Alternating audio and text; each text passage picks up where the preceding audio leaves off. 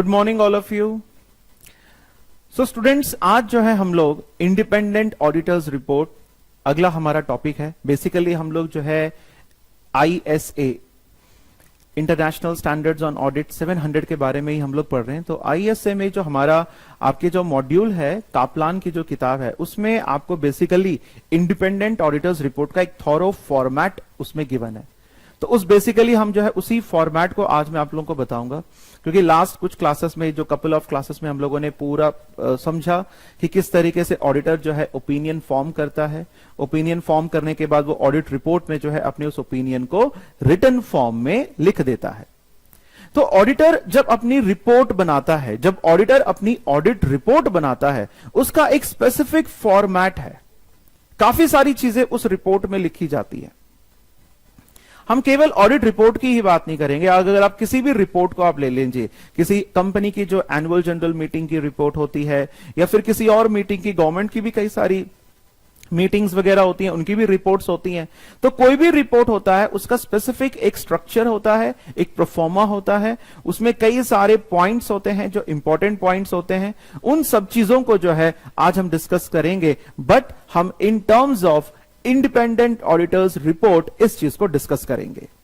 एक कंपनी का ऑडिटर जब अपनी ऑडिट रिपोर्ट बनाता है, तो उस ऑडिट रिपोर्ट में कौन कौन से इंपॉर्टेंट पॉइंट्स हैं, कौन कौन से टाइटल्स हैं, उन सब चीजों को आज हम लोग डिस्कस करेंगे। और ये हमारे लिए बहुत इंपॉर्टेंट है। तो मैं आपसे पहले ही बता रहा हूं कि हर एक पॉइंट को काफी बारीकी से समझना बहुत जरूरी है, क्योंकि इसके ऊपर आपको जो है मल्टीपल चॉइस क्वेश्चंस भी आ जाते हैं और केस स्टडी बेस्ड क्वेश्चंस भी आप लोगों को आते हैं। एंड एज वेल आपको जो है ओपिनियन को ड्राफ्ट करने के लिए भी क्वेश्चन आपको पूछा जा सकता है। क्वेश्चंस भी हम लोग थॉरोली करेंगे, बट आज लेट्स डिस्कस कि बेसिकली ये ऑडिटर्स रिपोर्ट का फॉर्मेट एक्चुअल में होता क्या है। आप स्क्रीन पे देख रहे हैं, सबसे पहले जो है स्क्रीन पे आपको लिखा हुआ है, हेडिंग क्या लिखी है? Independent auditor's report. This is the heading of the report. Report की हेडिंग है, क्या है? Independent auditor's report. ये रिपोर्ट है किसकी? ऑडिटर की। पर ये ऑडिटर कैसा ऑडिटर है? ये एक इंडिपेंडेंट ऑडिटर है। जैसे for example, mister A is going to audit the company called ABC and company. Mister X जो है ABC एंड कंपनी का ऑडिट करने गया है, और मिस्टर एक्स का ABC कंपनी से किसी प्रकार से कोई रिलेशन नहीं है। यानी कि mister x is not the brother of mister A who is a director of ABC and company. ना तो उसका ब्रदर है, ना तो उसका कोई रिलेटिव है, ना ही उसका कोई फ्रेंड है।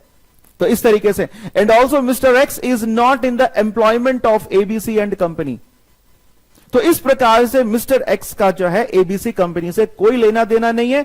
So that's why mister x is called an independent. So he is a independent person, बिल्कुल आजाद है अपने बिल्कुल सामने वाले से, जो है जिस कंपनी का वो ऑडिट करने गया है उससे उसको कुछ लेना देना नहीं है, और कोई भी उसके ऊपर प्रेशराइज नहीं कर सकता कि तुम हमारे अकॉर्डिंगली रिपोर्ट को ड्राफ्ट करो।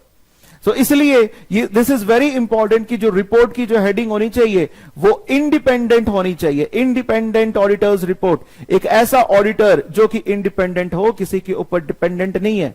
अगर आप डिपेंडेंट हो तो आप जो है दूसरे के दबाव में फिर काम करोगे। Okay, so this is the first heading. तो फिलहाल मैं आप लोगों को फिलहाल सबसे पहले यही बताऊंगा कि जब एक ऑडिटर अपनी ऑडिट रिपोर्ट बनाता है, तो उस ऑडिट रिपोर्ट में कौन कौन से हेडिंग्स होते हैं। तो सबसे पहला हेडिंग जो आपके सामने आपको दिख रहा है वो है इंडिपेंडेंट ऑडिटर्स रिपोर्ट। ये जितने भी मैंने एक तरीके से वायलेट कलर में जो मैंने बोल्ड में या फिर इस तरीके से जो लिखे हुए हैं वायलेट कलर में, ये सारे के सारे हमारे इंडिपेंडेंट ऑडिटर्स रिपोर्ट के टाइटल्स हैं, जो सब हेडिंग्स आप इसको मान के चलिए। तो सबसे पहले हेडिंग क्या होगी? Independent auditor's report. दूसरी हेडिंग क्या होगी? To the share holders of Murray company. यानी कि जब ये ऑडिटर ने जब ये इंडिपेंडेंट ऑडिटर्स रिपोर्ट बनाई, तो ये इंडिपेंडेंट ऑडिटर्स रिपोर्ट किसको एड्रेस किया गया, मतलब हु इज द एड्रेसी, किसको हम ये इंडिपेंडेंट ऑडिटर्स रिपोर्ट लिख रहे हैं, उसको फिर हम लिखेंगे टू, किसको लिख रहे हैं? To the share holders of Murray company. ये जो इंडिपेंडेंट ऑडिटर्स रिपोर्ट है, ये मुर्रे कंपनी के शेयर होल्डर्स के लिए है। जनरली यहां पे शेयर होल्डर्स भी आ सकता है, या फिर TCWG भी आ सकता है, दोज चार्ज्ड विद गवर्नेंस। आगे ये टर्म जब आएगा टीसीडब्ल्यूजी, तब मैं आपको डिटेल में बताऊंगा कि what is basically the TCG, TCGW, those charged with governance. So, independent auditors report. First, next one is to the shareholders of Murray Company. Now, next point is opinion. अगला जो heading है हमारा opinion है। एक बार मैं आपको सारे जो है स्लाइड्स में दिखा देता हूं कौन कौन सी हमारी हेडिंग्स है, फिर उसके बाद वन वन करके हम लोग पढ़ेंगे। सबसे पहला हो गया इंडिपेंडेंट ऑडिटर्स रिपोर्ट, दूसरा है टू यानी कि एड्रेसी का नाम लिखेंगे, तीसरा है ओपिनियन, देन ओपिनियन ही ये चल रहा है। अब जैसे इस स्लाइड में मैंने कहीं पर भी आपको वायलेट कलर में कुछ मैंने हेडिंग नहीं लिखा है, सो दैट मींस जो ओपिनियन जो हेडिंग था वही यहां पे चल रहा है अभी भी। Now after opinion the next heading is basis for opinion. तो ये सारे जितने भी वायलेट कलर में आपको दिख रहे हैं ये सारे के सारे हेडिंग्स है, basis for opinion. Then after basis for opinion ये है हमारा key audit matters. Key audit matters के बारे में मैं आपको अलग से पढ़ाऊंगा, इसलिए यहां पर मैंने कुछ भी मैटर जो है मैंने इंक्लूड नहीं किया है, क्योंकि इसमें अलग से जो ISA 701 उसमें हम लोग डिटेल में पढ़ेंगे व्हाट आर की ऑडिट मैटर्स। देन आफ्टर की audit matters the next heading is other information. तो इसको भी हमें जो है अलग से पढ़ना पड़ेगा डिटेल में, इसलिए यहां पर जो है मैंने मैटर इंक्लूड नहीं किया है, तो इसको हम पढ़ेंगे ISA 720। Now next heading is responsibilities. Next heading क्या है? Responsibilities of management and those charged with governance. Management and TCWG, those charged with governance for financial statements। कि मैनेजमेंट की और those charged with governance की responsibilities क्या हैं towards the preparation of financial statements. तो ये अलग एक और हेडिंग है। अभी मैं सारे टर्म्स आप लोगों को बताऊंगा, बिल्कुल आपको घबराने की जरूरत नहीं है। जैसे जैसे मैं हेडिंग्स पढ़ाता जाऊंगा सारे के मीनिंग्स हम लोग देखेंगे। तो अब यहां पे कोई वायलेट कलर नहीं है, मतलब पीछे जो हेडिंग मैंने बताई थी ना वही यहां पे चल रहा है अभी। ओके, अगली हेडिंग है auditors responsibilities for the audit of the financial statements. Financial statements को ऑडिट करते समय ऑडिटर्स की क्या रिस्पॉन्सिबिलिटी है, अगला हेडिंग है हमारा। फिर ये चलता रहेगा, ये थोड़ा सा लेंथी हेडिंग है, इसमें काफी सारे पॉइंट्स है जो कि हमको पढ़ने हैं। It is very lengthy basically. And अगला लास्ट पॉइंट जो है हमारा report on other legal and regulatory requirements. तो ये लास्ट हेडिंग है।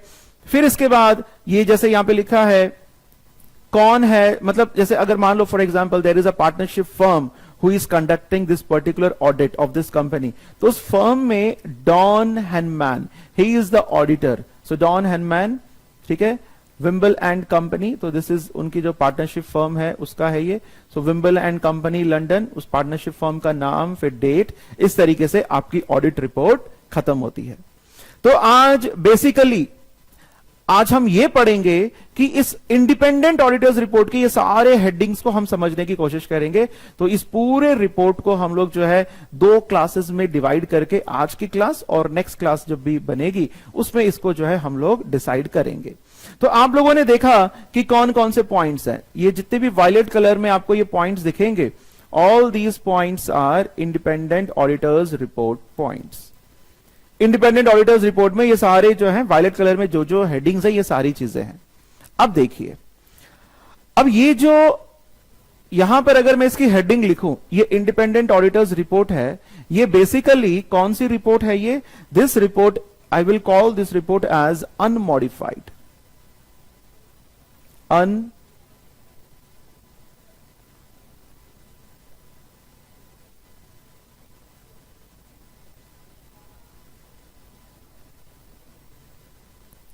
ये जो रिपोर्ट आपके सामने है, इस रिपोर्ट को हम कहेंगे अनमॉडिफाइड रिपोर्ट। ये मॉडिफाइड रिपोर्ट, इसको हम अनमॉडिफाइड क्यों कह रहे हैं? क्योंकि इसमें जो हेडिंग्स पहले से ही डिसाइडेड हैं। पहले से डिसाइडेड मतलब किसने डिसाइड किए? ISA 700। आप लोग बिल्कुल ध्यान से सुनिए, ये कुछ बहुत इंपॉर्टेंट पॉइंट्स है जो मैं बता रहा हूं, नहीं तो फिर बाद में कंफ्यूजन होती है। International standards on audit 700, international standards on audit 700 में जो अनमॉडिफाइड रिपोर्ट के अंतर्गत जो हेडिंग्स गिवन है, उन हेडिंग्स की हम लोग यहां पे बात कर रहे हैं। तो ISA 700 ये कहता है कि अगर जब भी ऑडिटर कोई ऑडिट रिपोर्ट बनाता है और उसमें ये सारे के सारे हेडिंग्स हैं और कोई एक्स्ट्रा हेडिंग इसमें नहीं है, तो वो जो रिपोर्ट जो कहलाएगी वो अनमॉडिफाइड रिपोर्ट कहलाएगी।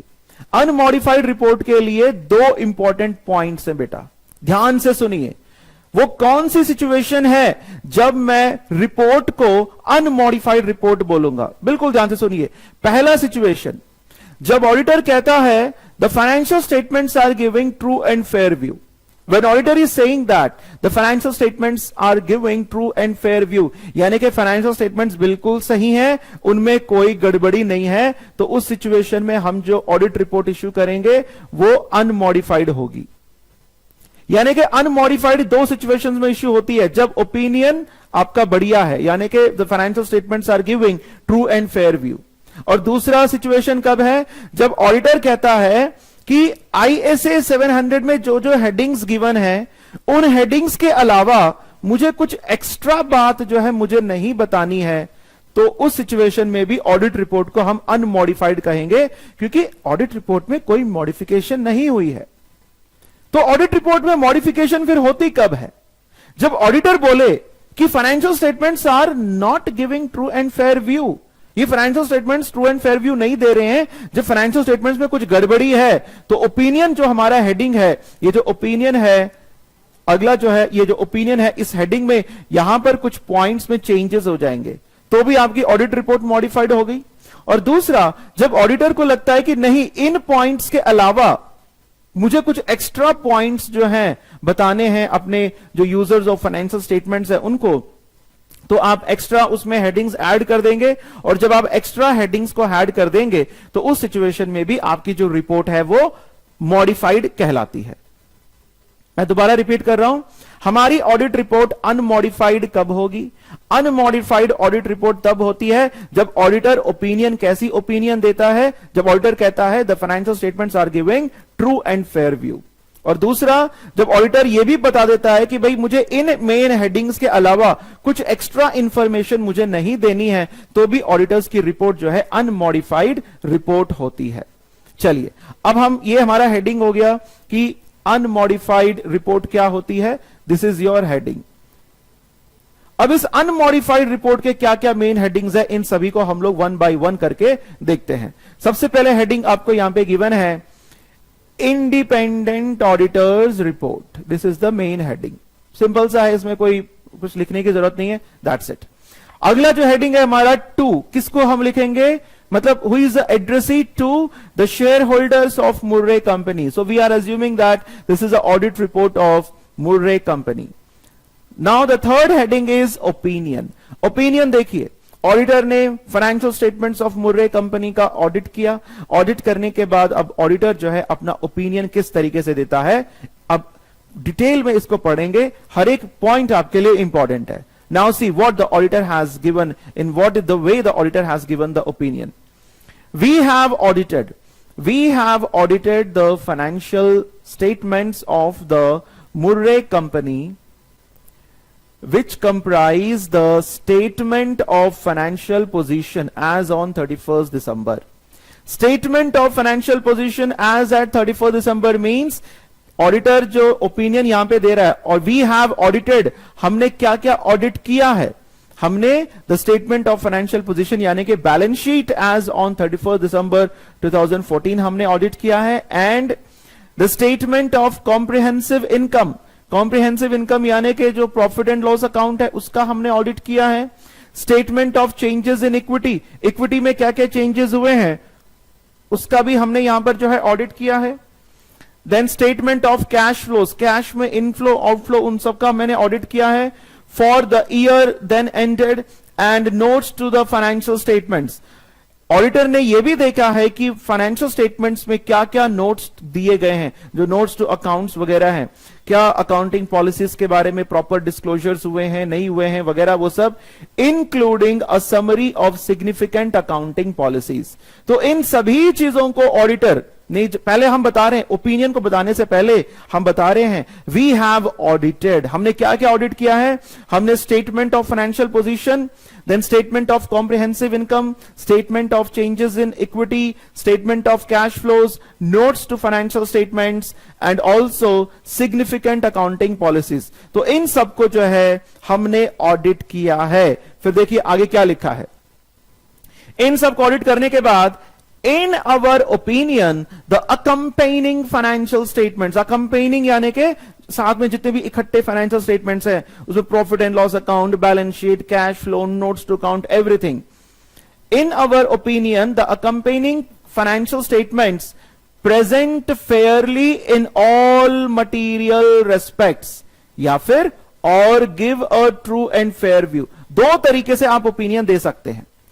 ऑडिटर कहता है कि हमने इन सारे चीजों का, इन सभी फाइनेंशियल स्टेटमेंट्स का हमने ऑडिट किया and we in our opinion, और हमारे ओपिनियन में यह है कि फाइनेंशियल स्टेटमेंट्स कैसा है?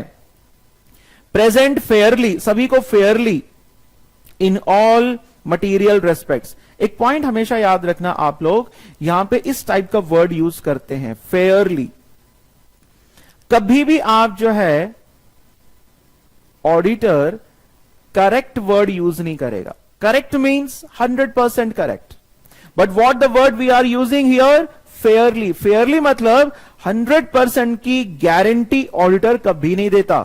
ऑडिटर कहता है yes the financial statements are giving fair statement, यानी कि present fairly in all material respects, यानी कि जो बड़ी बड़ी चीजें जो भी हमने इवैल्यूएट करी है, हमने जो है डेटर्स का इवैल्यूएशन किया। अब जैसे मान लीजिए एक एंटिटी में थाउजेंड्स ऑफ डेटर्स है, तो क्या ऑडिटर हर एक डेटर को वेरीफाई करेगा? That's not possible. ऑडिटर जो है सैंपलिंग मेथड लेगा, कुछ डेटर्स का सैंपल लेगा, उनको वेरीफाई करेगा। तो उस तरीके से Fairlie, present fairly in all material respects, या तो आप ये जो मैंने ब्लू कलर में लिखा है, या तो ये वाली लैंग्वेज आप यूज करो, या फिर आप ये भी बोल सकते हो, और give a true and fair view of the financial position of a company as at December 31st, 2014. तो इस तरीके से ऑडिटर ने अपनी ओपिनियन कैसी दी है? ऑडिटर ने कहा है कि financial statements are giving are presenting fairly in all material respects or give a true and fair view of the financial position of the company.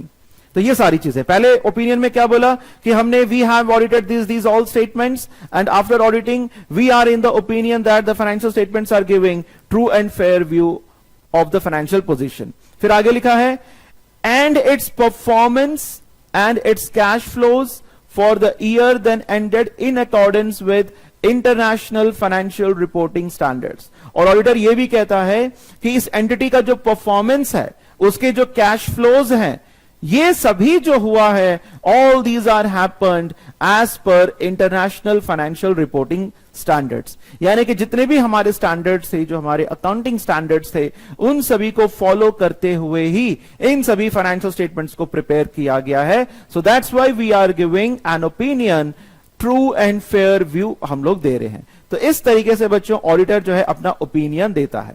चलिए बेटा, अब बताइए ऑडिटर ने कौन सा ओपिनियन दिया? ऑडिटर ने जो ओपिनियन दिया that is true and fair view, that means financial statements बिल्कुल सही हैं। अब मैं आपको एक बात बता रहा हूं, ध्यान से सुनिए। ऑडिटर ने, पीछे वाली स्लाइड में आ जाते हैं, एक सेकेंड इसको डिलीट कर देते हैं। जब भी auditor true and fair view या फिर ये जो प्रेजेंट फेयरली इन ऑल, इस प्रकार का ओपिनियन जब ऑडिटर देता है, तो उस प्रकार के ओपिनियन को हम कौन सा ओपिनियन कहेंगे? We will call it unqualified opinion.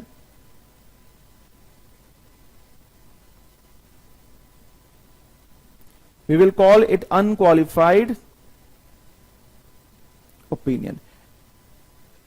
कहने का मतलब, जब auditor true and fair view देता है, यानी कि जब ऑडिटर कहता है कि एंटिटी के financial statements, the financial statements of the entity are giving true and fair view, तो उस सिचुएशन में ऑडिटर कौन सी ओपिनियन दे रहा होता है? ध्यान से सुनो, अनक्वालिफाइड ओपिनियन देता है। ये जो रिपोर्ट हम लोग पढ़ रहे हैं, ये रिपोर्ट कौन सी रिपोर्ट हम लोग पढ़ रहे हैं? अनमॉडिफाइड रिपोर्ट हम लोग पढ़ रहे हैं। तो इस अनमॉडिफाइड रिपोर्ट के अंतर्गत सबसे पहले जो ऑडिटर ओपिनियन देगा, वो ओपिनियन कैसा होगा? अनक्वालिफाइड ओपिनियन होगा। जिस दिन ऑडिटर ने क्वालिफाइड ओपिनियन दे दिया, उस दिन वो रिपोर्ट फिर अनक्वालिफाइड नहीं कहलाएगा, सॉरी अनमॉडिफाइड नहीं कहलाएगा, वो मॉडिफाइड रिपोर्ट कहलाएगा। क्योंकि यहां पर ऑडिटर कैसा ओपिनियन दे रहा है? अनक्वालिफाइड ओपिनियन दे रहा है। अनक्वालिफाइड मींस, ध्यान से सुनना, एक लॉजिक पॉइंट बता रहा हूं। Unqualified means everything is true and fair, सब कुछ ठीक है, कोई गड़बड़ी नहीं है। So that opinion is unqualified opinion. And whenever the auditor is giving unqualified opinion, that means the auditor is giving unmodified report. So unmodified report की दो conditions हैं. There are two conditions for unmodified report. पहला condition क्या है? Auditor कैसा opinion देगा? Unqualified opinion देगा। दूसरा condition यह है कि auditor कुछ extra information users को provide नहीं करेगा। जब ये दो कंडीशन सेटिस्फाई हो जाती हैं, तब हम कह सकते हैं कि ऑडिटर जो रिपोर्ट दे रहा है, that report is unmodified report. तो यहां पर हम जो अभी पढ़ रहे हैं, ये अनमॉडिफाइड रिपोर्ट पढ़ रहे हैं, इसलिए अनमॉडिफाइड रिपोर्ट का जो पहला कंडीशन है वो हमारा यहां पे सेटिस्फाई होता है, क्योंकि ऑडिटर यहां पे जो ओपिनियन दे रहा है वो कौन सा ओपिनियन है? That is unqualified opinion. अब अनक्वालिफाइड ओपिनियन देने के बाद ऑडिटर ने अनक्वालिफाइड ओपिनियन दे दिया। ऑडिटर ने कहा the financial statements are giving true and fair view. तो ये ट्रू एंड फेयर व्यू, ये जो अनक्वालिफाइड ओपिनियन ऑडिटर ने दिया है, इसका मतलब क्या है? मतलब क्यों, ऑन व्हाट बेसिस, किस आधार पर, किस बेसिस पर ऑडिटर ये कह रहा है कि the financial statements are giving true and fair view, या फिर किस बेसिस पर ऑडिटर ने अनक्वालिफाइड ओपिनियन दिया है? एक टर्म आप लोगों को मैं जनरली जैसे सुनते हैं, सुनने में हमको क्या लगता है, एक चीज में आप कुछ क्लैरिटी में कर देता हूं, एक सेकेंड देखिए। जनरली जब हम लोग सुनते हैं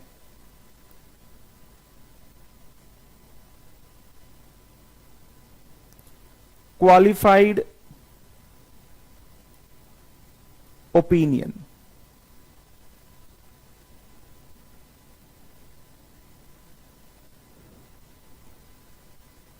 क्वालिफाइड ओपिनियन, अनक्वालिफाइड। अब देखिए, क्वालिफाइड ओपिनियन, अनक्वालिफाइड ओपिनियन, कई बार हो सकता है कुछ स्टूडेंट्स को जब वो सुनते हैं कि भाई क्वालिफाइड ओपिनियन, तो उनको ये टर्म सुनने में ज्यादा अच्छा लग रहा है। क्वालिफाइड मतलब क्वालिफाई हो गया, मतलब किसी चीज को तुमने हासिल किया है। रिमेंबर, वो वाला मीनिंग यहां पर नहीं है इसका। यहां पर क्वालिफाइड का मतलब क्या है? That means everything is not true and fair. सब कुछ ठीक नहीं है, कुछ गड़बड़ियां हैं। When auditor is giving qualified opinion, that means, जैसे एक फॉर एग्जाम्पल, ऑडिटर एक एंटिटी का ऑडिट करने जाता है, तो पता चलता है कि वहां पर जो डायरेक्टर है उस कंपनी का, वो फॉरेन टूर करके आया है, मतलब कहीं बाहर देश में घूमने चला गया। अब घूमने तो चला गया, बट उसने जो भी खर्चे वहां पे हुए वो पूरे के पूरे एंटिटी के P&L में चार्ज कर दिए। अब ऑडिटर को यह बात पता चल गई, ऑडिटर ने बोला भी कि भाई डायरेक्टर साहब, आपने ये काम क्या किया? आप पर्सनल खर्चों पर जाना चाहिए था, आपने अपने जो पर्सनल जो टूर के लिए उसके सारे एक्सपेंडिचर कंपनी के नाम पर डाल दिए, ये तो आपने गलत किया। तो ऑडिटर ने जब ऑडिट किया तो ऑडिटर ने ये गलती पकड़ी, तो ऑडिटर कहता है कि सिर्फ ये डायरेक्टर्स एक्सपेंडिचर को छोड़ करके बाकी सब फाइनेंशियल स्टेटमेंट्स में ठीक है, except this directors expenditure, remaining of the financial statements are giving true and fair view. Except this, वो जो एक्सेप्ट दिस है, उस सिचुएशन को ही हम लोग बोलते हैं क्वालिफाइड ओपिनियन। क्वालिफाइड का मतलब क्या है? एक्सेप्ट दिस, इसको छोड़ करके बाकी सब ठीक है। क्वालिफाइड मीन्स कंडीशंस, कुछ कंडीशंस हैं। कंडीशन क्या है? कंडीशन यह है कि डायरेक्टर्स के एक्सपेंसेस को छोड़ करके बाकी सब ठीक है। तो यहां पर एक कंडीशन रखी गई है। यहां पर जो ट्रू एंड फेयर व्यू दिया जा रहा है वो एक कंडीशन के बेसिस पे दिया जा रहा है, इसलिए हम उसको बोल देंगे क्वालिफाइड ओपिनियन। और जब मैं कहता हूं अनक्वालिफाइड ओपिनियन, कोई कंडीशंस नहीं है, सब कुछ ठीक है, everything is giving true and fair view, सब कुछ ठीक है, सब कुछ बढ़िया है, कोई दिक्कत नहीं है, कोई कंडीशन यहां पे नहीं लग रहा है, क्योंकि एवरीथिंग इज फेयर। बट जब मैं क्वालिफाइड की बात बोलता हूं, डायरेक्टर को छोड़ के, except this everything is fine. तो इसलिए आपको यह बात ध्यान रखनी है। तो जब भी ऑडिटर कहता है true and fair view. Financial statements are giving true and fair view. That means the opinion is unqualified opinion. बहुत ही बढ़िया है. एक टर्म मैं आपको और समझा दूं. कई बार क्या होता है कि वर्ड्स ऐसे होते हैं ना, जैसे मान लो आपने ऑडिट अभी तो आपने पढ़ लिया है इसलिए आपको पता है. मान लो अगर मैंने आपको पढ़ाया नहीं होता और आपने कभी पहले कहीं पढ़ा नहीं होता, तो मैं बोलूंगा क्वालिफाइड ओपिनियन अच्छा होता है कि अनक्वालिफाइड ओपिनियन अच्छा होता है, क्या लगेगा आपको? तो आप बोलोगे यार क्वालिफाइड अच्छा होता होगा, जबकि ऐसा नहीं है. क्वालिफाइड का मतलब क्या है? Except this remaining all are okay. Unqualified मतलब सब कुछ ठीक है. अच्छा, ऐसे ही मैं एक और एग्जांपल देता हूं, थोड़ा ऑडिट से हटके है, इकोनॉमिक्स की हम बात करते हैं. तो गवर्नमेंट जब बजट्स बनाते हैं ना, दो प्रकार के बजट्स होते हैं. एक डेफिसिट बजट होता है और एक सरप्लस बजट होता है. तो अगर मैं आपसे कहूंगा सरप्लस बजट अच्छा है या डेफिसिट बजट अच्छा है, तो आप बोलोगे सर सरप्लस बजट अच्छा है, क्योंकि उसमें सरप्लस वर्ड आया ना. जबकि ऐसा नहीं है. Surplus budget is not good for the economy. अब ये चीज खुद आप लोग फाइंड आउट करो, अभी मैं यहां पे हम डिस्कस नहीं करेंगे उसके बारे में, क्योंकि चलो बता देता हूं मैं. सरप्लस बजट में बेसिकली होता क्या है कि गवर्नमेंट कम खर्चा कर रही है. Government is earning 10 lakhs but it's expanding only 4 lakhs. कमा रही है 10 लाख रुपए बट खर्चा कर रही है 4 लाख रुपए. तो बाकी जो 6 lakhs है वो सरप्लस है. तो एक तरीके से गवर्नमेंट कम खर्चा कर रही है. That means government is expending less money on welfare and development activities, so that is not good for the economy. तो इस तरीके से तो कभी भी आप कंफ्यूज नहीं होना कि क्वालिफाइड ओपिनियन मतलब ये नहीं सोचना यस क्वालिफाइड मतलब it is good. No, qualified is not good. Qualified means except this remaining all are okay, remaining all are giving true and fair. But when I say unqualified opinion, yes everything is true and fair. I think आपको इसमें confusion अब नहीं होगी. Okay, so here opinion में हमने क्या देखा? The auditor is giving true and fair view. ठीक है ना. ऑडिटर ने अनक्वालिफाइड ओपिनियन दिया है and under unqualified opinion auditor is saying that the financial statements are giving true and fair view. Now basis of opinion. Opinion section के बाद अगला section जो ऑडिट रिपोर्ट में आता है वो आता है बेसिस ऑफ ओपिनियन. ऑडिटर जो भी ओपिनियन देता है, चाहे ऑडिटर ने अनक्वालिफाइड ओपिनियन दिया हो या फिर क्वालिफाइड ओपिनियन दिया हो, आपको उसका रीजन बताना पड़ेगा.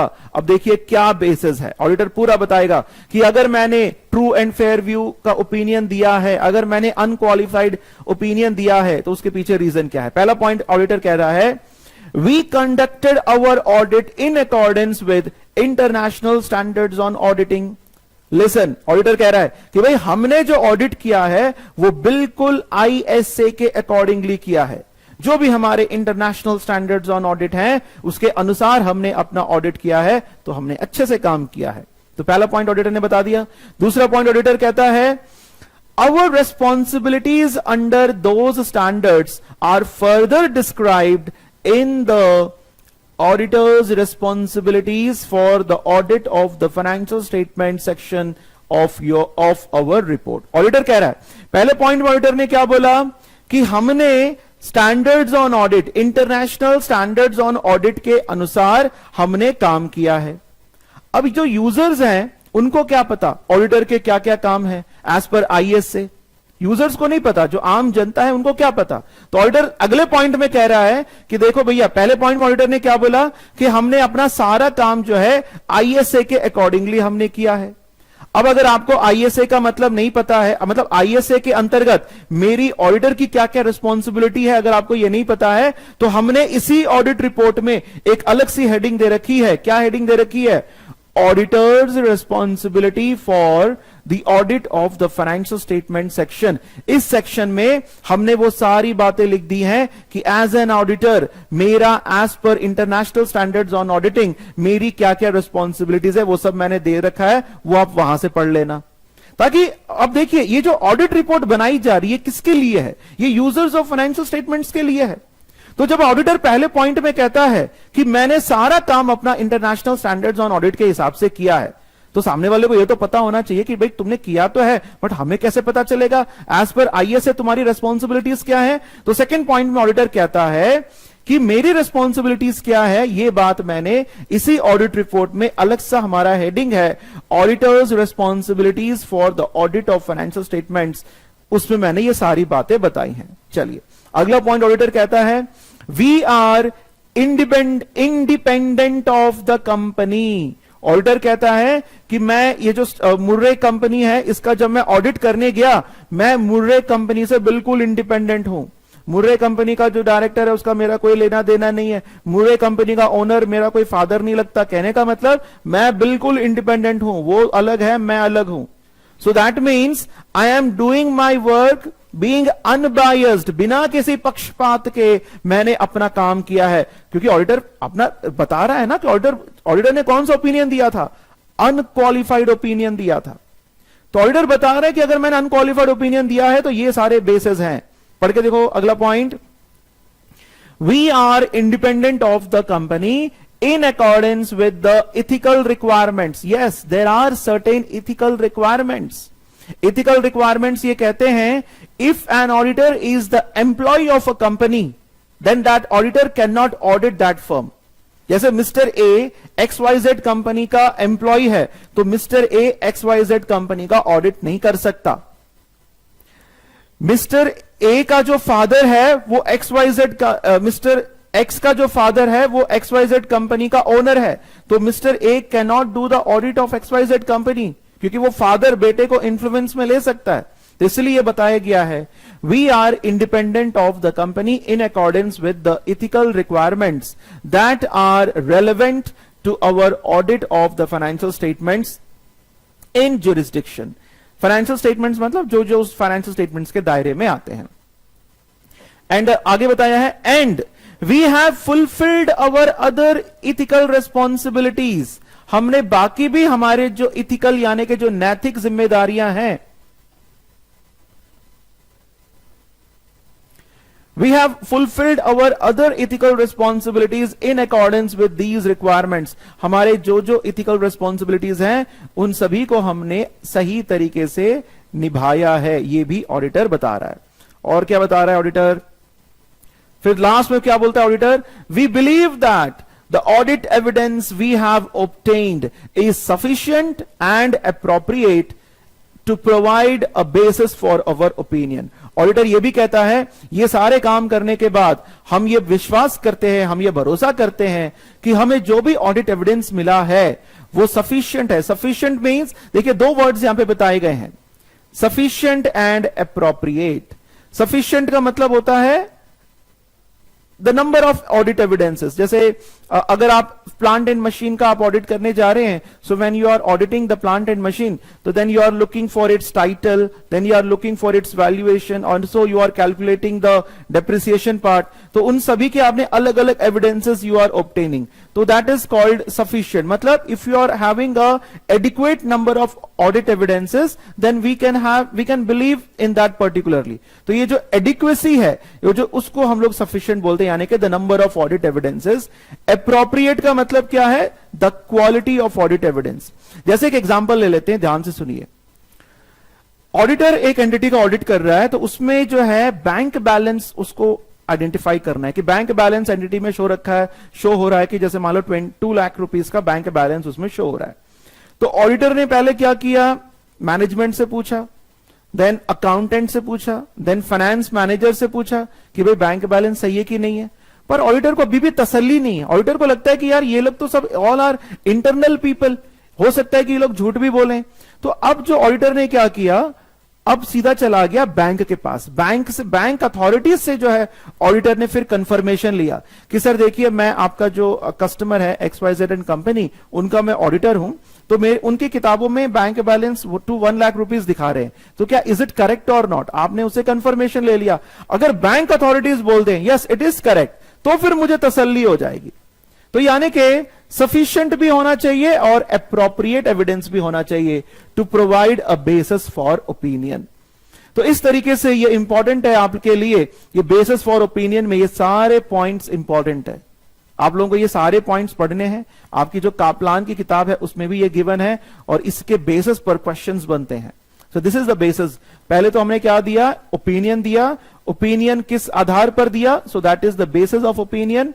फिर उसके बाद दोबारा रिवाइज करते हैं। सबसे पहले हेडिंग क्या थी, इंडिपेंडेंट ऑडिटर्स रिपोर्ट। फिर उसके बाद 2 टू यानी कि किसको हम लिख रहे हैं, to the share holders of Murray company. Then two के बाद अगला आता है हमारा ओपिनियन सेक्शन, ओपिनियन के बाद basis of opinion section. Now basis of opinion के बाद अगला जो हमारा आता है दैट इज की ऑडिट मैटर्स।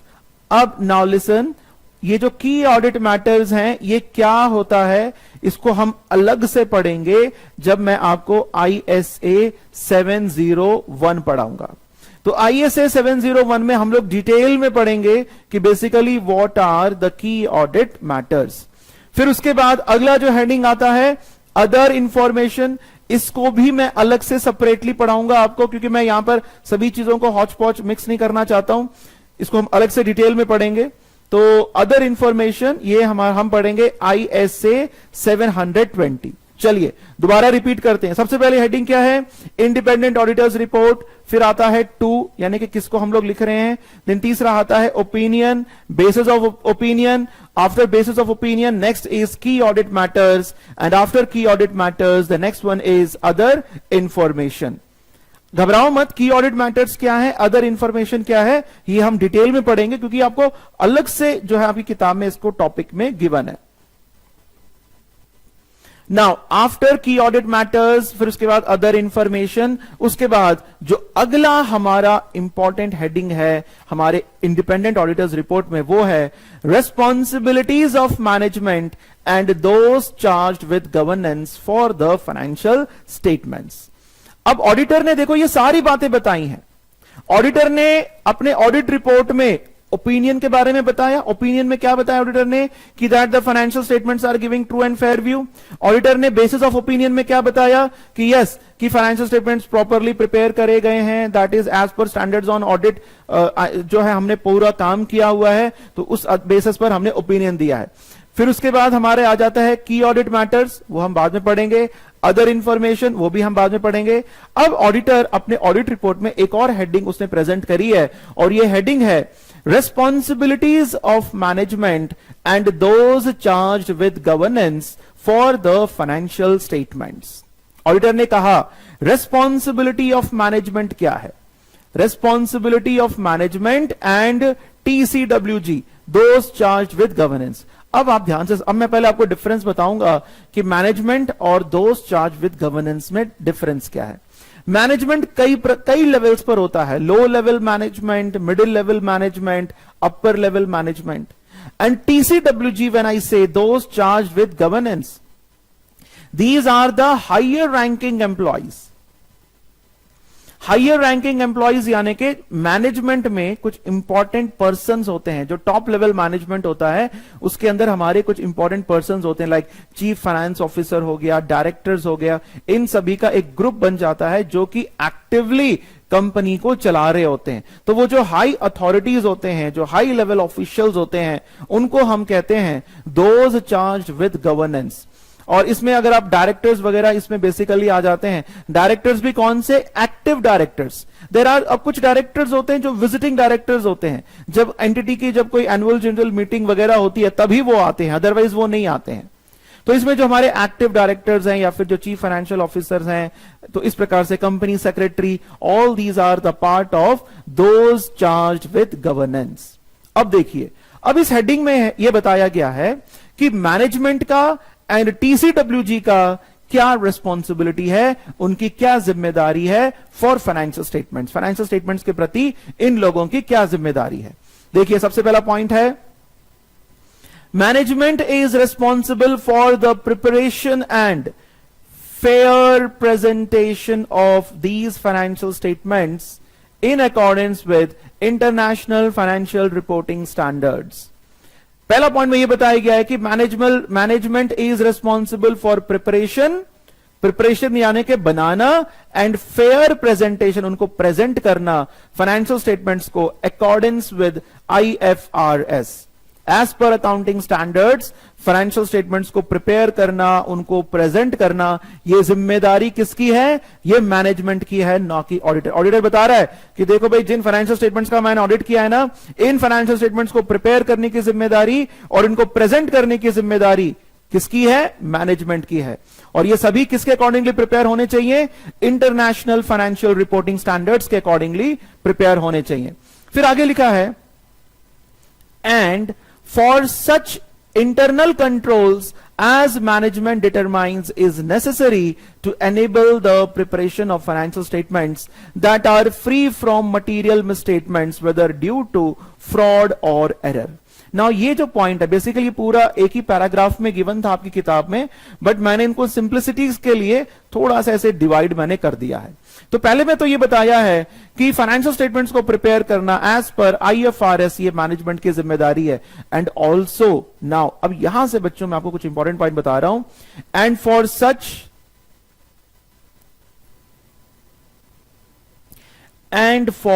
सच इंटरनल कंट्रोल्स, इंटरनल कंट्रोल्स को मेंटेन करना, इंटरनल कंट्रोल्स को अडॉप्ट करना, तो पहले तो प्रिपेयर करना, मेंटेन करना, अडॉप्ट करना, ये भी मैनेजमेंट की ही जिम्मेदारी है। अब सवाल ये है, आपको डाउट होगा सर ये इंटरनल कंट्रोल्स बेसिकली होते क्या है? इंटरनल कंट्रोल्स कुछ ऐसे कंट्रोल्स होते हैं जो कि मैनेजमेंट अपने एंटिटी के अंदर अप्लाई करता है, जिसकी मदद से हम फाइनेंशियल स्टेटमेंट्स को और बेटर तरीके से प्रिपेयर कर सकते हैं, जिसकी मदद से फाइनेंशियल स्टेटमेंट्स के अंदर किसी प्रकार का कोई मटेरियल मिसस्टेटमेंट है उसको होने से हम रोक सकते हैं। चाहे कोई फ्रॉड हो, एरर हो, उन सभी फ्रॉड्स और एरर्स को हम लोग जो है इंटरनल कंट्रोल की मदद से हम लोग उसको रोक सकते हैं। क्या है इंटरनल कंट्रोल? कुछ एग्जांपल्स दे रहा हूं, बिल्कुल ध्यान से सुनिए। आप लोगों ने देखा होगा किसी भी जैसे शॉप्स वगैरह में भी आप जाते हैं या फिर किसी मिठाई की दुकान में वगैरह जाते हैं, तो अगर आपको जैसे मान लीजिए समोसे लेना है या कुछ मिठाई लेनी है तो आपको पहले टोकन कट करवाना पड़ता है, पहले टोकन लेना होता है कि जैसे मान लीजिए मैंने 100 रुपीज दिए, मुझे एक टोकन मिला, फिर वो टोकन लेकर के मैंने सामने वाले को प्रेजेंट किया, फिर उसने जो है मेरे को मिठाई दी। तो ये जो टोकन सिस्टम है, अब जैसे मान लीजिए यहां से मैंने 100 रुपए दिया, टोकन लिया, तो यानी कि यहां पे मैं पेमेंट करता जा रहा हूं, तो उसी पेमेंट के हिसाब से यहां पे जैसे मान लीजिए नंबर ऑफ जो समोसे हैं या कचौड़ी हैं कि भाई 100 रुपए की एक कचौड़ी मेरे को मिली, तो यहां पर 100 रुपए मैंने दिया, एक कचौड़ी मैंने लिया, और मान लो यहां पे 100 कचौरीज हैं, तो 100 पेमेंट्स यानी कि 100 इंटू 100 10,000 रुपीज पर जाकर के 100 समोसे बिक सकते हैं। तो ये सारे के सारे इंटरनल कंट्रोल्स हैं ताकि कोई घपला ना हो सके। अब जैसे मान लीजिए फॉर एग्जांपल टोकन सिस्टम नहीं होता तो सामने वाला हो सकता था कि 2-4 समोसे वो गायब कर लेता। तो अब ये इंटरनल कंट्रोल्स है तो टोकन के अकॉर्डिंगली ही आपको सामान बेचना पड़ता है, तो यहां पर फ्रॉड होने के चांसेस कम हो जाते हैं। एक और एग्जांपल ले लेते हैं कि कई बार क्या होता है कि जब आप ऑफिस में जाते भी हैं तो वहां पर आपको पंचिंग करनी पड़ती है ताकि एम्प्लॉय जो है, जैसे मान लीजिए हम ये मेक श्योर करना चाहते हैं कि एम्प्लॉयज जो है ऑन टाइम ऑफिस में आए। अगर एम्प्लॉय मान लो 10 मिनट अगर लेट होता है तो उसके ऊपर जो है मान लो 100 रुपीज की पेनल्टी हम लगा देते हैं। तो वो लेट ना हो, उसका टाइमिंग वगैरह हमें कैसे पता चलेगा? क्या एम्प्लॉयज प्रॉपरली आ रहे हैं कि नहीं आ रहे हैं? वो अटेंडेंस वगैरह के लिए हम पंचिंग मशीन हमने वहां पे लगा दी, हर एम्प्लॉय को एंट्री लेने से पहले पंच कर करके उसको जो है आना पड़ेगा। अच्छा, एक और एग्जांपल मैं आपको इंटरेस्टिंग सा दे रहा हूं, आप लोगों ने जनरली देखा भी होगा, जब आप लोग मान लीजिए किसी सिनेमा हॉल में मूवीज देखने जाते हैं, जब आप सिनेमा हॉल में मूवी देखने जाते हैं तो वहां पर आपको पॉपकॉर्न्स बेचे जाते हैं। तो वो जो पॉपकॉर्न अगर आप देखेंगे बाहर तो वैसे 100 रुपए या 20-25 रुपए का मिलता है, वही पॉपकॉर्न वहां पर 200-300 रुपए का मिलता है। एंड वन मोर थिंग, जब आप वो पॉपकॉर्न खरीदते हैं तो उसका जो बकेट वो आपको देंगे, वो बकेट में डाल करके आपको देंगे, वो जो कागज का जो बकेट सा होता है। अब जैसे मान लीजिए फॉर एग्जाम्पल एक एग्जाम्पल ले लेते हैं, जैसे मान लो मेरे 2 बच्चे हैं, मैं अपने 2 बच्चों को सिनेमा हॉल लेकर के जाता हूं। रिमेंबर बेटा, बहुत इंपॉर्टेंट एग्जाम्पल दे रहा हूं, ध्यान से सुनना। जब मैंने अपने 2 बच्चों को मूवी देखने के लिए ले गया तो बच्चों ने जिद करी कि पापा पॉपकॉर्न चाहिए। तो फिर मैंने उनसे कहा कि नहीं बेटा पॉपकॉर्न, चलो वो काफी जिद कर रहे थे तो मैंने डिसाइड किया कि चलो यार इनको पॉपकॉर्न खरीद के ही दे देते हैं, जबकि मुझे पता है कि काफी महंगा बेच रहे हैं। तो मैंने क्या किया, एक बकेट पॉपकॉर्न का खरीदा, 300 रुपए का मेरे को पड़ गया, और फिर मैंने सामने वाले से बोला कि भैया आप मेरे को एक खाली पॉपकॉर्न का डिब्बा दे दो ताकि मैं उसमें से आधे दूसरे में डाल करके दोनों बच्चों को हाफ दे दूं। बट सामने वाले ने मना कर दिया। सामने वाले ने बोला नहीं सर, ये जो बेसिकली जो डिब्बे हम पॉपकॉर्न के दे रहे हैं ये हमारे इंटरनल कंट्रोल्स हैं क्योंकि जितने डिब्बे यहां से बिकेंगे उतने 300 रुपए मेरे को बुक्स ऑफ अकाउंट्स में शो करना पड़ेगा, उतना मेरा बॉस आकर के मेरे से कलेक्शन लेगा। आप भले पॉपकॉर्न थोड़ा एक्स्ट्रा लेकर के चले जाओ, बट ये डिब्बे मैं आपको नहीं दे सकता, क्योंकि एक डिब्बा अगर मैंने आपको दिया दैट मीन्स मुझे 300 रुपए अपनी जेब से निकालने पड़ेंगे। तो अब वो पॉपकॉर्न वाला जानकर भी चोरी नहीं कर सकता, फ्रॉड नहीं कर सकता, क्योंकि उसको मान लो 20 वो जो प्लास्टिक जो वो जो कागज के जो बकेट्स हैं वो दे दिए गए और उसी अकॉर्डिंगली उसको पॉपकॉर्न भी दे दिया गया। तो इस तरीके से ये इंटरनल कंट्रोल्स है। तो जब भी इंटरनल कंट्रोल्स होते हैं तो फ्रॉड्स और एरर्स को हम रोक सकते हैं, किसी प्रकार की कोई गलती उसमें फिर नहीं होती है, और किसी प्रकार का कोई मटीरियल मिसस्टेटमेंट जो है। अब देखो मटीरियल मिसस्टेटमेंट का मतलब क्या है। अब उसी पॉपकॉर्न वाले का एग्जांपल मैं ले लेता हूं। अगर उस पॉपकॉर्न वाले ने एक एक्स्ट्रा बकेट अगर मान लो मेरे को फ्री में दे दिया, तो उसको 300 रुपए अपनी जेब से पे करने पड़ेंगे, है ना। तो ये इंटरनल कंट्रोल है। तो वो व्यक्ति गलती से भी एक भी बकेट किसी को, वो बकेट जो कागज है, मतलब उसको क्या बोलो, कागज बोलो या फिर वेपर बोलो, वो किसी को फ्री में नहीं देगा। पॉपकॉर्न जब खरीदोगे तो उसके अंदर पॉपकॉर्न डाल करके ही आपको दिया जाएगा। So this is material, this is important. But क्या यह पॉसिबल नहीं है कि पॉपकॉर्न वाला पॉपकॉर्न खाते खाते 2-4 पॉपकॉर्न हर बकेट में से 2-2 पॉपकॉर्न वो खा ले? ये पॉसिबल है, बट इसको इग्नोर किया जा सकता है बिकॉज ये मिसस्टेटमेंट है, ये फ्रॉड है, बट इसको इग्नोर किया जा सकता है क्योंकि ये मटीरियल नहीं है। समझ रहे हो बात को? क्योंकि जो चीजें क्योंकि अब छोटी छोटी चीजों को हम कैसे कंट्रोल कर सकते हैं, वो तो आप वैसे भी नहीं कर सकते। अब जैसे मान लीजिए आप होटल बिजनेस आप करने चाहते हैं, होटल्स में भी कुछ लिमिटेशंस है। वहां पर कस्टमर्स हो सकते हैं कि वो साबुन एक्स्ट्रा ले लें, तौलिया एक्स्ट्रा ले लें, कुछ वहां पे फ्रॉड्स लॉसेस हो सकते हैं, तो उनको भी हम लोग जो है इममटीरियल मान के चलेंगे। आई होप आपको समझ में आ गया इंटरनल कंट्रोल्स क्या होते हैं। तो इंटरनल कंट्रोल्स कौन लगाता है? मैनेजमेंट लगाता है। क्यों लगाता है मैनेजमेंट? ताकि उसके एंटिटी में फ्रॉड्स एरर्स ना हो। जब फ्रॉड्स एरर्स नहीं होंगे तो प्रॉपर अकाउंटिंग होगी, प्रॉपर कलेक्शन होगा, बुक्स ऑफ अकाउंट्स को प्रॉपर तरीके से मेंटेन किया जाएगा और फाइनेंशियल स्टेटमेंट्स को भी प्रॉपरली प्रिपेयर किया जाएगा। तो ये सारी कुछ इंपॉर्टेंट बातें हैं। अब पढ़ के देखिए, अब आपको समझ में आ जाएगा। सो रेस्पॉन्सिबिलिटी, पहले वाले पार्ट में मैंने बताया कि फाइनेंशियल स्टेटमेंट्स को प्रिपेयर करना as per international financial reporting standards, it is the responsibility of management. फिर आगे ये भी responsibility, and for such internal controls को बनाना और अपने एंटिटी में अडॉप्ट करना भी मैनेजमेंट की रेस्पॉन्सिबिलिटी है। As management determines is necessary to enable the preparation of financial statements that are free from material misstatements whether due to fraud or error. तो ऑडिटर ये कहता है कि इंटरनल कंट्रोल्स को लगाना भी मैनेजमेंट की जिम्मेदारी है। जब इंटरनल कंट्रोल्स लगा दिए जाएंगे तब फाइनेंशियल स्टेटमेंट्स को जो है बहुत ही बढ़िया तरीके से हम प्रिपेयर कर सकते हैं ताकि उसमें कोई मटेरियल मिसस्टेटमेंट ना हो। मिसस्टेटमेंट का मतलब लास्ट क्लास में भी मैंने बताया था, मिसस्टेटमेंट मतलब गड़बड़ियां, मटीरियल मतलब बड़ी बड़ी गड़बड़ियां। तो बड़े बड़े फ्रॉड्स और एरर्स नहीं होने चाहिए, छोटे मोटे फ्रॉड्स एरर्स हो सकते हैं, चलते भी हैं।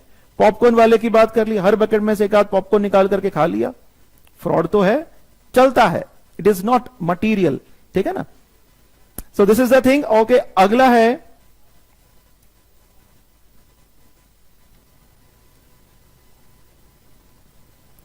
The next point is in preparing the financial statements, the management is responsible for assessing the company's ability to continue as a going concern. In preparing the financial statements, auditor कहता है कि management की यह जिम्मेदारी है, जब management financial statements को prepare कर रहा होता है, फाइनेंशियल स्टेटमेंट्स को प्रिपेयर करते समय मैनेजमेंट की यह जिम्मेदारी है, management is responsible for assessing, assess करना important word, for assessing the company's ability to continue as a going concern. Auditor कहता है कि मैनेजमेंट की यह भी जिम्मेदारी है, जब मैनेजमेंट अपने फाइनेंशियल स्टेटमेंट्स को प्रिपेयर कर रहा है तो उसको यह भी देखना पड़ेगा क्या यह एंटिटी गोइंग कंसर्न है या नहीं है। गोइंग कंसर्न का मतलब क्या होता है? फॉरसीएबल फ्यूचर, कि आने वाले कुछ समय में, फॉरसीएबल फ्यूचर में, आने वाले कुछ समय यानी कि फॉरसीएबल, जिस समय को हम देख सकते हैं, मतलब कमिंग 1 ईयर। क्या इन कमिंग 1 ईयर क्या ये कंपनी कहीं बंद तो होने वाली नहीं है? ये भी मैनेजमेंट को एसेस करना पड़ेगा। In preparing the financial statements, management is responsible for assessing the company's ability to continue as a going concern. Auditor को, मैनेजमेंट को यह देखना पड़ेगा कि क्या ये एंटिटी, क्या हमारी कंपनी गोइंग कंसर्न है या नहीं है। Company's ability to continue as a going concern, कहीं कुछ ऐसा तो नहीं हो रहा कि हमारी कंपनी अगले साल बंद होने वाली है? यह हो सकता है, पॉसिबल है।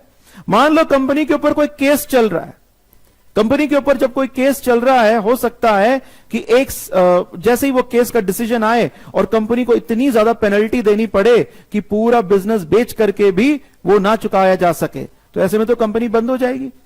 तो अगर इस प्रकार का कोई केस एंटिटी के ऊपर चल रहा है तो मैनेजमेंट को एसेस करना पड़ेगा, यस यार हमारे ऊपर तो केस चल रहा है, हमारे ऊपर तो पेनल्टी भी लगने के चांसेस हैं, मुझे तो खतरा लग रहा है कि हमारा गोइंग कंसर्न कहीं खतरे में तो नहीं है। तो अगर ऐसा है तो उसको प्रॉपरली डिस्क्लोज करना चाहिए मैनेजमेंट को। आगे देखिए बेटा क्या लिखा है, company's ability to continue as a going concern disclosing as applicable. अगर गोइंग कंसर्न नहीं है तो उसको डिस्क्लोज करो।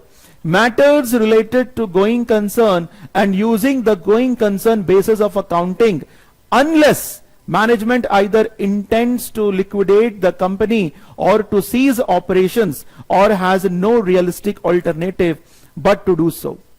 यानी कि अगर कंपनी को लगता है कि नहीं अगले साल हमारी कंपनी बंद होने वाली है, केस हम हार के ही रहेंगे, या फिर मैनेजमेंट ने यह डिसाइड किया कि अगले साल से हम अपने काम को रोक देंगे, तो जब आप इस प्रकार के डिसीजंस लेते हैं तो गोइंग कंसर्न बेसिस पर आप अकाउंटिंग नहीं कर सकते। तो जब भी मैनेजमेंट गोइंग कंसर्न के बेसिस पर अकाउंटिंग करता है तो जनरली वो अकाउंटिंग जो है अक्रूवल बेसिस पर करी जाती है। और जब मैनेजमेंट को लगता है कि नहीं यार हमने तो 4 महीने के बाद कंपनी को बंद करना है, तो फिर हम जो है सभी एसेट्स को या फिर लायबिलिटीज को, उन सभी को रियलाइजेबल वैल्यू पर जो है हम लोग उसको दिखाते हैं। तो यहां पे यही बताया गया है कि अगर मैनेजमेंट को लगता है कंपनी का गोइंग कंसर्न खतरे में है तो उसको डिस्क्लोज करो।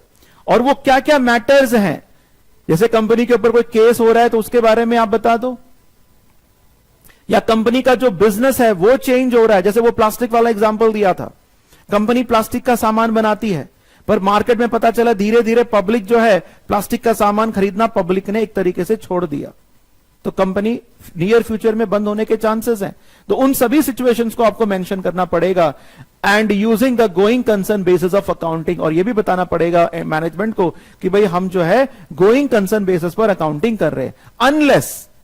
अनलेस मतलब एक्सेप्शंस हैं। अगर मैनेजमेंट ने डिसाइड किया, management either intends to liquidate, management ने डिसाइड किया कि हम कंपनी को बंद करने वाले हैं, टू सीज इट्स ऑपरेशंस को रोकने वाले हैं, no realistic alternative to do so, और या फिर मैनेजमेंट कहता है कि भाई अब हम लोग गोइंग कंसर्न नहीं बने रह सकते क्योंकि हमारा प्लास्टिक का सामान है और आने वाले साल जो है प्लास्टिक का सामान हमारा नहीं बिकेगा। तो ये सारी चीजें मैनेजमेंट को प्रॉपरली डिस्क्लोज करनी पड़ेंगी। फिर आगे लिखा है, Those charged with governance are responsible for overseeing company's financial reporting process। और ये जो TCWG है यही रेस्पॉन्सिबल है, इन्हीं लोगों को बताना पड़ेगा ये सारी चीज, इन सभी चीजों के बारे मैनेजमेंट के अंदर भी, क्योंकि लो लेवल मैनेजमेंट थोड़ी ना डिसाइड करेगा कि गोइंग कंसर्न खतरे में है या नहीं है। टॉप लेवल मैनेजमेंट यानी कि दोज चार्ज विद गवर्नेंस। तो स्टूडेंट्स आज के लिए हम लोग इतना ही करते हैं इस वीडियो में, यहीं तक हम लोग करेंगे। नेक्स्ट वीडियो में भी हम यही टॉपिक हमारा कंटिन्यू करेंगे, इंडिपेंडेंट ऑडिटर्स रिपोर्ट। तो यहां तक देख लीजिए, एक बार मैं दोबारा फटाफट रिवाइज करा देता हूं कितने हेडिंग्स हम लोगों ने पढ़ लिए। सबसे पहले हेडिंग क्या है हमारी, independent auditor's report is the main heading. फिर after that to the share holders of Murray company, फिर ओपिनियन है, फिर उसके बाद बेसिस फॉर ओपिनियन है, देन बेसिस फॉर ओपिनियन के बाद key audit matters, then other information, then responsibilities of management and those charged with governance for the financial statements। फिर इसके बाद the next एक और हमारा हेडिंग है, this is a lengthy one, तो इसको मैं नेक्स्ट क्लास में कवर करूंगा। सो फॉर टुडे आज के लिए इतना ही है बच्चों, we will continue the remaining part tomorrow. Okay, thank you.